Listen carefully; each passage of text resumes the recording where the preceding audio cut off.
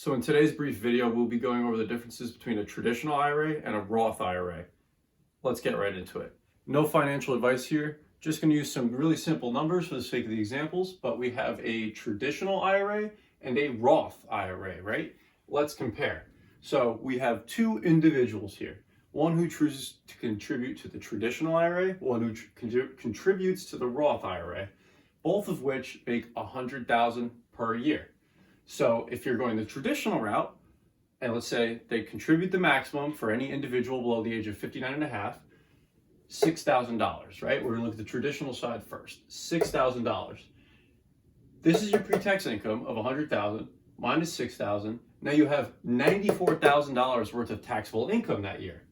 So if your tax rate is a simple 20%, you're paying $18.8K in taxes that year, and that'll leave you with a net income of $75.2. And then you're not contributing after tax, so that's why this number is zero here, right? Whereas on the Roth IRA, $100,000 of income, you don't take out the contribution here because it's post-tax income. So $100,000 worth of taxable income, $20,000 will be taxed, or that is what you will be paying in taxes if we're using the same consistent 20% rate, again, just for the sake of the example. Then you have net income of $80,000. Okay, well, now we have the difference here, right? We see a difference of $4,800. And where does that difference come? Let's look deeper. The contribution now for this individual, only $5,000, right? And even if they only contribute $5,000, now they have $75K left over for the year, net, after contributing, after paying their taxes, right? So on the Roth side, we have $5,000 in contributions, and the traditional side, we have $6,000 in contributions, but on the traditional side, you make a little bit more. Okay, so you might think, well, which one's better, right? Let's dive a little bit deeper.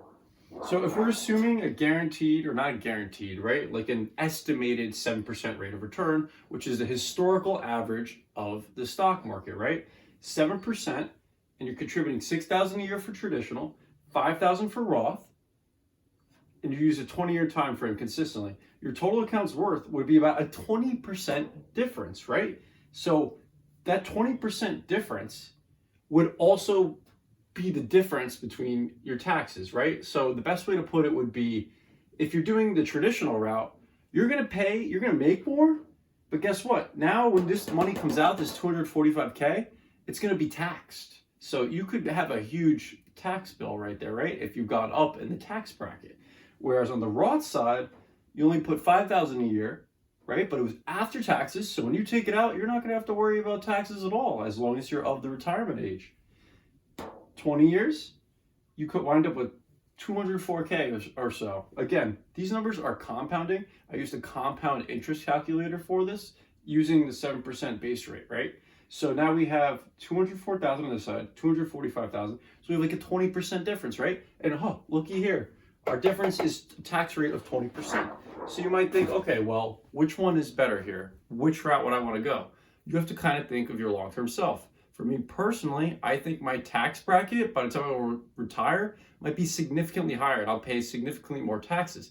Hence why I want to go the Roth route, where the Roth would be after-tax income. So I'm paying my taxes on my income, then contributing to my retirement. Whereas traditional is, I want to contribute to my retirement, and I don't want to pay taxes on that money yet, so my total taxable income is a little bit less. But what I'm saying is, okay, well, when it comes time for me to retire, I'm going to pay my taxes. So you might think, okay, well, why would I just want to pay my taxes now, especially if I'm going to make a lot of money down the line? You know, you might want to save more. You might want to get an extra $200. You might want to contribute more. And let's say it wasn't a traditional IRA. Let's say it was a 401k. With a lot of times in your 401k, you can select either pre-tax or post-tax. Pre-tax, post-tax, same idea. So with a 401k, if your employer is matching some of the money, you might think, well, I'd rather pay my taxes down the line because they're going to be matching, and that money will be accumulating a lot faster because they're matching more.